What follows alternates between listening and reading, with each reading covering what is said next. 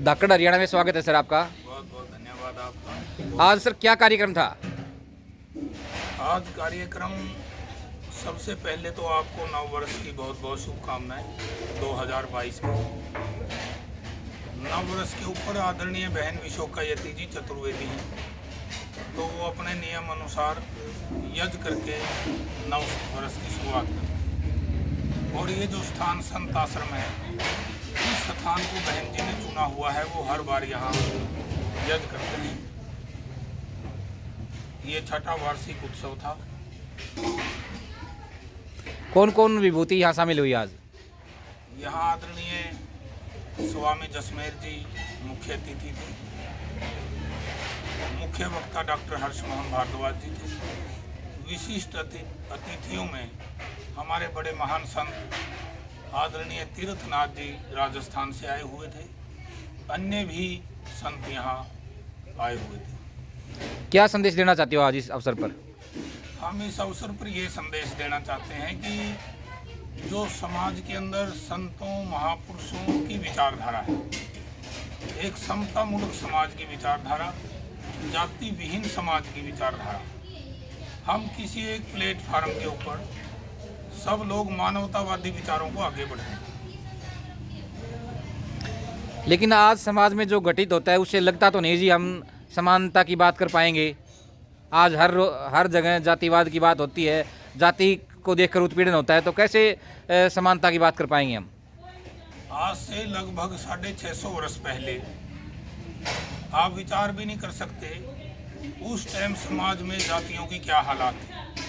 और मैं ये कहता हूँ कि उस वक्त जातिवाद नहीं था, उस समय छुआछूत था।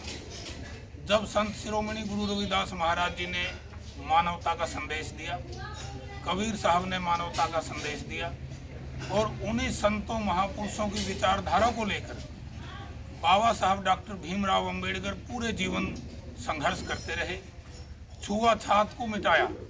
आज छुआछूत मिटी हुई है, लेकिन जातिवाद है भी है। हम सब मिलकर प्रयास करेंगे और समतामूलक समाज की स्थापना करेंगे। कितना समय लग सकता है इसमें? समय कितना भी लगे, हमारा फर्ज बनता है कि हम समाज के लिए काम करें।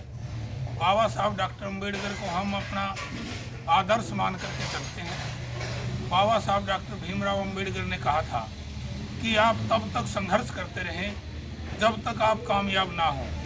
अब कामयाबी कब मिलेगी वो समय निर्धारित हमारे सामने नहीं है। हमारा फर्ज संघर्ष करने का है।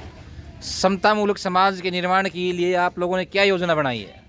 समतामूलक समाज के लिए हमारी सबसे बड़ी योजना ये है कि सबसे पहले तो हमारे अंदर स्वाभिमान पैदा हो, क्योंकि जातियां सबसे पहले हम खुद पैदा करते हैं। कोई हमारी जाति पूछ लेता, हमारे अंदर हीन भावना आती है। भाई ये परमात्मा ने तो कोई जातियां बनाई नहीं, ये मानव निर्मित है, और हम जहाँ पर भी पैदा हुए हैं वो हमारी पहचान है। उस पहचान के लिए हमारे अंदर हीन भावना क्यों आई? इसलिए हमारे अंदर स्वाभिमान आना चाहिए।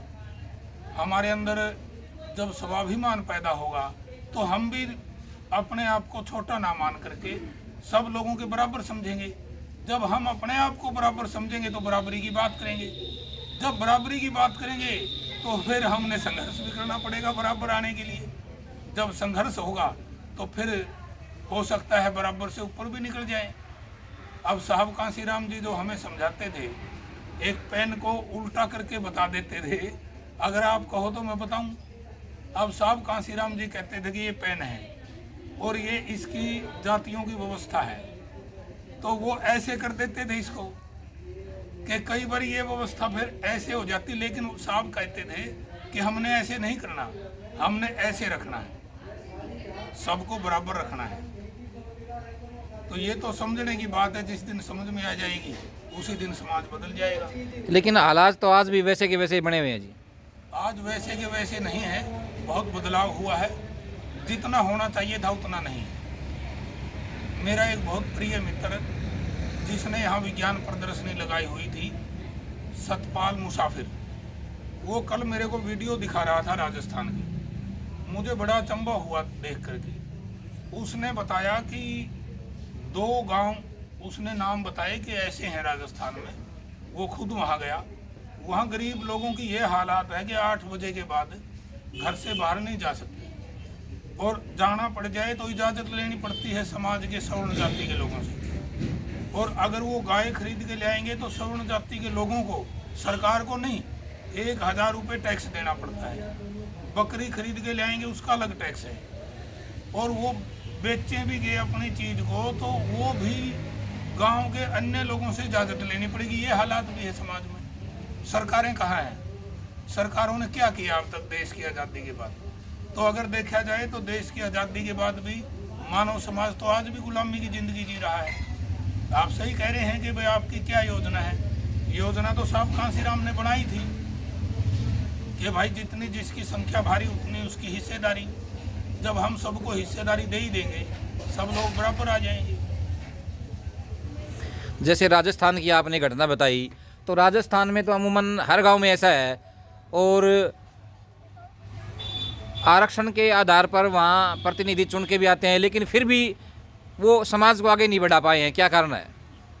आरक्षण के नाम पर आगे बढ़ाना या ना बढ़ाना, इस विषय के ऊपर मैं बोलना नहीं चाहता, क्योंकि ये जो आरक्षण है इससे समाज को बड़ा लाभ हुआ है, और कोई बड़े अधिकारी भी बने हैं, कोई मंत्री भी बने हैं, सरकार में भी आए हैं। जितना उनका था उनने अपना योगदान दिया है, कहीं ना कहीं योगदान रहा है। दूसरी बात यह है कि राजस्थान की जो आप बात कर रहे हैं, वहाँ पर विरोधाभास नहीं होता। उनने गुलामी को स्वीकार कर लिया। दिखाई कहाँ देता है? जहाँ विरोध होता है। अब विरोध कहाँ होता है? हरियाणा पंजाब के लोग इसको स्वीकार नहीं करते, इसलिए वो दिखाई देता है, वहाँ दिखाई नहीं देता। धन्यवाद सर। और मेरा आपके चैनल के माध्यम से, धाकड़ हरियाणा के माध्यम से समाज के प्रत्येक नागरिकों को ये कहना है कि जब किसी गांव के अंदर एट्रोसिटी होती है, तो एट्रोसिटी जब होती है वो जाति के साथ नहीं होती, वो व्यक्ति के साथ होती है। तो उसके कारण भी अलग अलग हो सकते हैं। उस 2 मिनट रुक जाओ भाई। उस जातिवाद के कारण भी अलग अलग हो सकते हैं एट्रोसिटी के। अब होता क्या है, पुलिस वहाँ कार्रवाई नहीं करती। अब 2 आदमियों का झगड़ा हो गया, वहाँ पुलिस कार्रवाई नहीं करती। जब कार्रवाई नहीं करती तो फिर सवर्ण जाति के लोग सवर्ण के साथ जुड़ जाते हैं, और दलित समाज के लोग दलित समाज के साथ जुड़ जाते हैं। फिर वो राजनीति का रंग आ जाता है, और वो वहाँ पर एक विरोधाभास हो जाता है। तो मेरा ये कहना है प्रशासन से, सरकार से, कि कहीं पर भी कोई एट्रोसिटी हो, करने वाला कोई भी हो, एट्रोसिटी किसी पर भी हो, प्रशासन ने तुरंत संज्ञान लेना चाहिए। तो ये भी एक बड़ा हिस्सा है जुल्म जाति को बंद करने का। धन्यवाद।